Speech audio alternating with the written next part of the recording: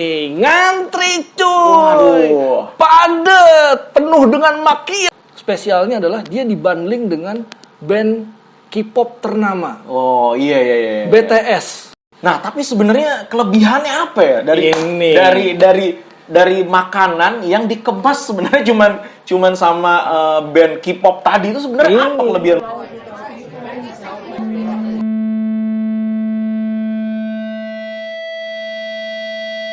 Assalamualaikum warahmatullahi wabarakatuh. Gue Ludit, Gue Rudy. kita balik lagi di channel Berto. Heboh cuy. Ngantri cuy. Waduh. Padet, penuh dengan makian. Wah, ada apaan nih? Viral banget nih. Jadi cuy, ada satu makanan Iya. yang menurut gue sih sebenarnya sama aja. Tapi spesialnya adalah dia dibundling dengan band K-pop ternama. Oh iya. BTS. Oh. Bukan iya, yang iya, telepon iya. cuy. Iya. Coba dibundling, Benar. warnanya warna ungu. Iya. ya.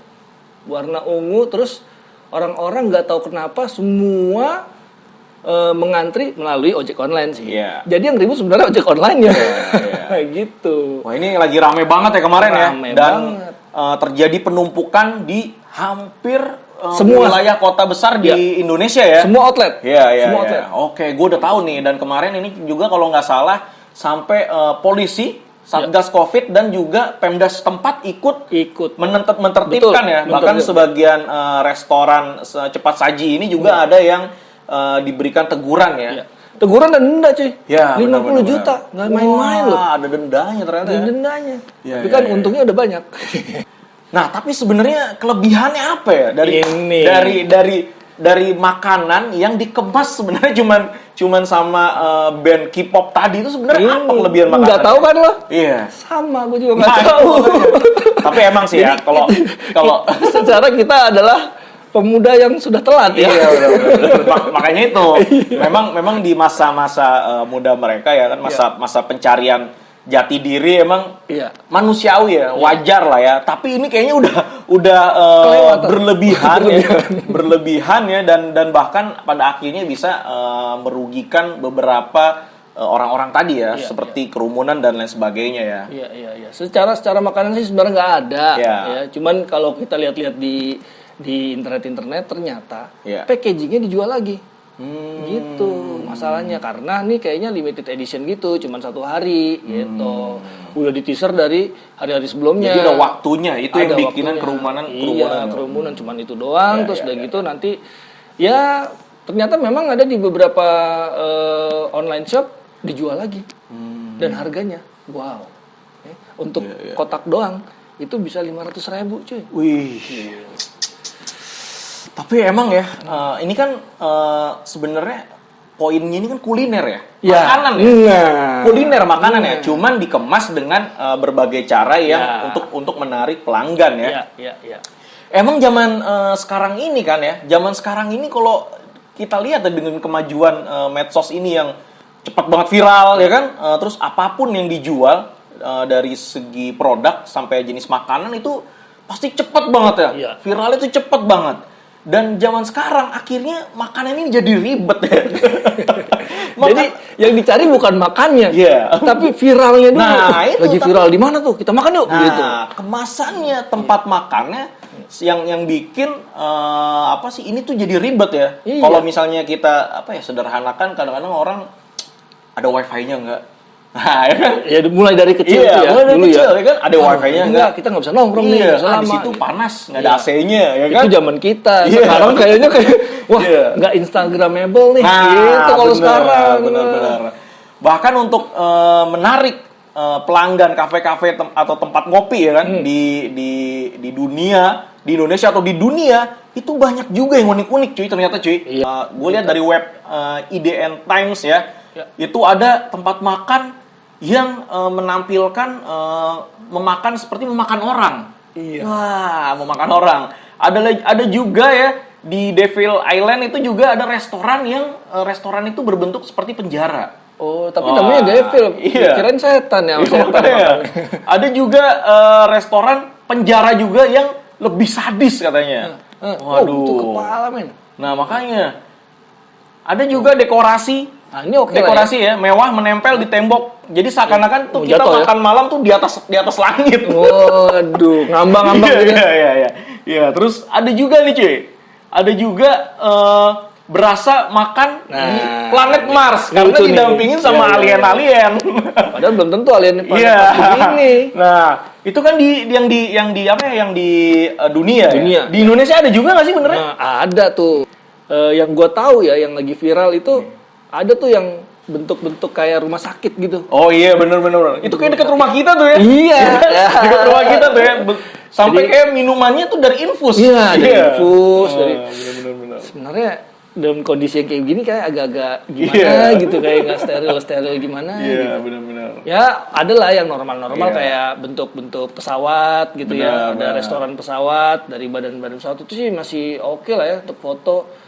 Terus ada yang ini juga restoran bernuansa Perang Dunia Kedua. Kita dibawa lagi kan. Time travel kita. Wah, ini Perang Dunia Kedua berarti ada Nazinya. Nah, ini ini masih oke lah ya. Ada bajak laut dengan ada perahunya gitu ya. Masih emang sih sebenarnya makanan itu jadi kadang-kadang ada yang merasa bahwa itu adalah selera ya. Jadi misalkan kalau nggak kayak terjun kayak tadi kan kayak ngambang mungkin nggak selera, tapi kan itu sebagian orang ya. Nggak semua orang makannya begitu. Bahkan ada yang lebih ekstrim lagi gitu. Terus makanan tempatnya kayak kloset. Iya bener, gue juga pernah lihat ya di Instagram ya. Iya. Apa bakso? Tapi tempat penyajiannya itu mangkoknya itu kayak kloset ya. Bahkan ada makanannya es krim, mohon maaf nih kayak kotoran. Wah. Kan kita gimana ya? Iya benar. Memang sekarang nih aneh-aneh ya. Jadi tuh ya selain tadi makanan menjadi ribet, esensi makannya juga jadi hilang ya. Padahal makan itu cuma ya sebatas makan. Sesederhana itu gitu ya. Nah, kita daripada panjang lebar nih cuy ya. Ada ustadz nih ya, ada ustadz yang udah kita pilihin untuk memberikan nasihat terkait ini ya. Iya. Nah, mudah-mudahan teman-teman K-pop kita, teman-teman kita bisa mengambil manfaat dari nasihat dari ustadz ini. Kita dengerin nasihat dari Ustadz Asmi Nurbait, hafizahullah. Mari sejenak kita membaca bagaimana kesederhanaan Nabi Sallallahu Alaihi Wasallam dalam urusan makan. Di antara kebiasaan Nabi Sallallahu Alaihi Wasallam, seusai sholat subuh, beliau tidak langsung pulang. Namun beliau berzikir hingga terbit matahari. Baru setelah itu Nabi SAW pulang dan menemui istrinya. Kita akan simak bagaimana penuturan Ummul Mukminin Aisyah radhiyallahu anha. Beliau pernah menceritakan, suatu ketika Nabi SAW pernah menemuiku. Kemudian beliau bertanya, hal indakum syai'? Apakah kalian memiliki sesuatu untuk sarapan, untuk dimakan? Masya Allah, pertanyaan yang sangat sederhana. Apakah kalian memiliki sesuatu untuk sarapan? Hanya sesuatu, sekalipun sangat sederhana yang penting bisa untuk sarapan. Ketika Aisyah radhiyallahu anha tidak memiliki makanan untuk sarapan, sang istri dengan jujur mengatakan, tidak ada ya Rasulullah. Coba kita bisa perhatikan bagaimana jawaban suami yang mulia ini. Ketika beliau mendengar tidak ada yang bisa dimakan ya Rasulullah, beliau mengatakan, fa inni idzan sha'im. Jika demikian, saya tak puasa saja. Subhanallah. Jawaban yang sangat indah dari seorang suami terbaik di dunia. Ada banyak sekali pelajaran yang bisa kita gali dari dialog sederhana ini. Namun kita hanya akan membatasi untuk masalah pola makan Rasulullah sallallahu alaihi wasallam. Kita bisa perhatikan, bagi Nabi sallallahu alaihi wasallam, urusan makan merupakan masalah yang sangat sederhana. Prinsip beliau, kalau ada dimakan, kalau tidak ada, beliau puasa. Beliau tidak pesan untuk dimasakkan yang aneh-aneh atau minta istri untuk didatangkan makanan yang merepotkan dirinya. Kemudian hal istimewa lainnya, Nabi sallallahu alaihi wasallam tidak pernah mencela makanan. Jika beliau berselera, beliau akan makan, dan jika kurang selera, beliau tinggalkan. Sama sekali tidak mencela makanan. Tidak memberikan komentar untuk makanan. Kita bisa simak bagaimana persaksian Abu Hurairah radhiyallahu anhu. Beliau pernah mengatakan, ma'aban nabiyyu sallallahu alaihi wasallam ta'aman qat inishtahahu akalahu wa illa taraka. Rasulullah SAW itu sama sekali tidak pernah mencela makanan. Jika beliau menyukai, beliau akan makan, dan jika beliau tidak selera, beliau tinggalkan. Baik, kita akan coba bandingkan dengan kondisi masyarakat di zaman kita saat ini. Kita bisa perhatikan, ketika masyarakat sudah dikendalikan oleh sebuah budaya yang dikenal dengan budaya kuliner, urusan makan itu menjadi sesuatu yang sangat rumit. Bahkan yang dipikirkan bukan lagi soal rasa, sampai yang dipikirkan adalah soal cara penyajian. Bagaimana dia makan, bagaimana cara orang bisa bahagia ketika makan. Dan itu menyita banyak perhatian. Sampai saya pernah mendengar ada sebuah restoran yang menyajikan makanan di samping kandang singa. Di samping kandang singa, Masya Allah, la haula wa la quwata illa billah. Hanya untuk mendapatkan kepuasan makan, orang itu harus melakukan yang aneh-aneh. Dulu mungkin kita tidak pernah begitu perhatian dengan yang namanya sarjana ahli masak. Kita tidak pernah perhatian dengan jurusan tata boga. Sekarang Masya Allah, permintaannya luar biasa. Peminatnya banyak sekali. Bahkan menjadi salah satu kebanggaan. Orang itu banyak yang sudah bercita-cita jadi chef, ahli masak, hingga melupakan ilmu-ilmu yang lainnya yang lebih berharga. Itulah budaya kuliner. Budaya yang telah mempengaruhi banyak manusia menjadi budak bagi pencernaannya. Budaya yang mendidik orang untuk bersikap boros. Budaya yang mengajarkan kita buang-buang waktu hanya untuk satu urusan, yaitu urusan perut. Semoga Allah Subhanahu wa Ta'ala menjadikan kita hambanya yang bisa menghargai waktu. Wah, Masya Allah ya. Sebuah nasihat yang tadi kita berapi-api ya. Iya. Sekarang kayaknya mau berapi-api, waduh, Masya Allah ya. Setelah dengar nasihat dari Ustadz tadi, ini yang perlu kita tekankan lagi ya. Kita makan, minum, niatnya ya adalah untuk memperkuat ya, atau menambah energi kita untuk jangan lupa ya, untuk bisa kembali beribadah secara maksimal kepada Allah ya. Seperti yang dicontohkan tadi Rasulullah SAW, sesimpel itu ya. It's very very simple gitu, nggak ada yang rumit ya sebenarnya untuk satu urusan, yaitu cuman urusan pencernaan kita. Iya. Karena makanan itu cuma melewati kerongkongan doang Iya. kan gitu. Gue pernah, ini ada satu cerita ya, gue pernah dengar Khalifah Umar bin Abdul Aziz. Nah, di mana ke zaman Khalifahan itu luar biasa kaya. Kejayaan umat Islam sangat luar biasa, sehingga makanan melimpah ruah, tiap hari pesta. Wow. Jadi pada suatu ketika gubernur-gubernurnya dipanggil oleh Khalifah.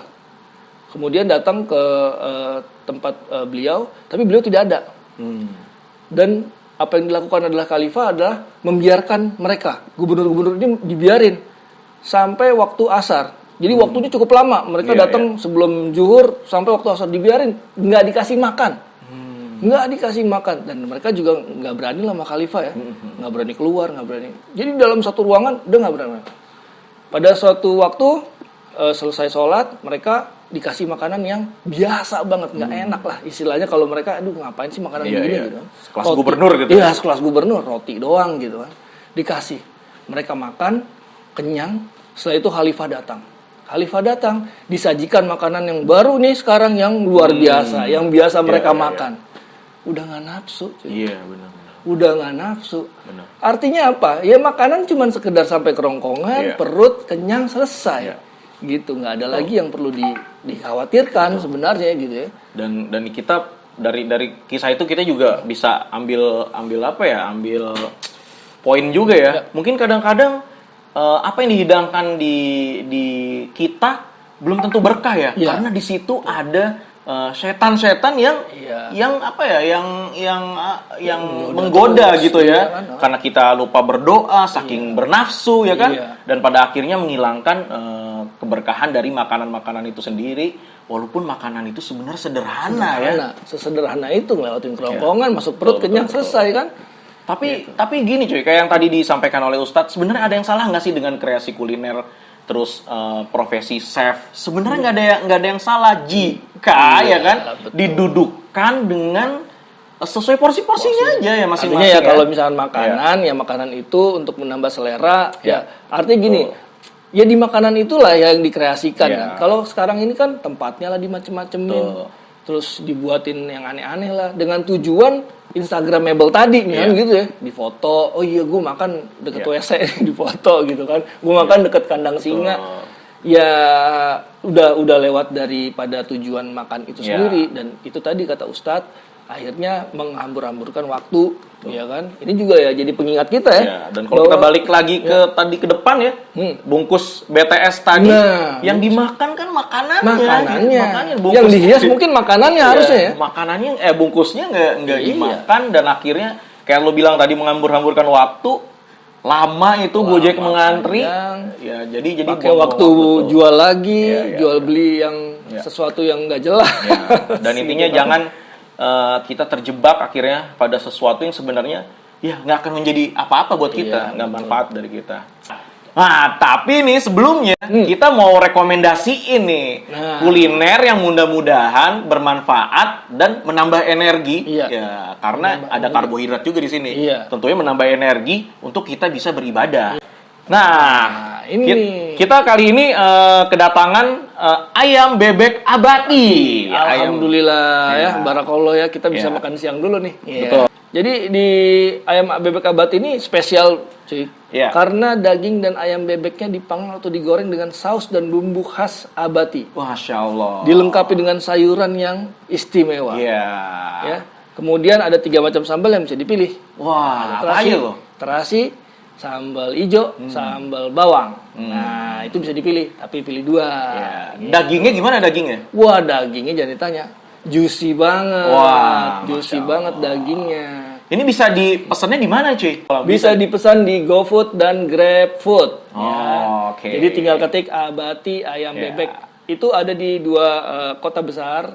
Ada di Jakarta dan di Bogor. Nah, untuk ini bisa lihat di Instagramnya juga. Ya, ada abati ayam bebek atau abati.ayam.bebek.bogor. Nah, buat yang teman-teman yang tinggal di Bogor. Dan ini packagingnya cukup ciamik ya. Ya, bener nih. Tapi nggak perlu dijual lagi kalau habis makan ya. Ini nggak. Dan tentunya bisa buat jadi hampers juga ya buat teman-teman buat hampers, gitu. Dan ini mungkin dengan menggunakan pita ini sebagai bagian dari protokol kesehatan. Oh, gitu. Jadi ini ditutup menjamin bahwa isi dan kemasan ini rapat ya. Belum dibuka ya, sip. Oke, cuy.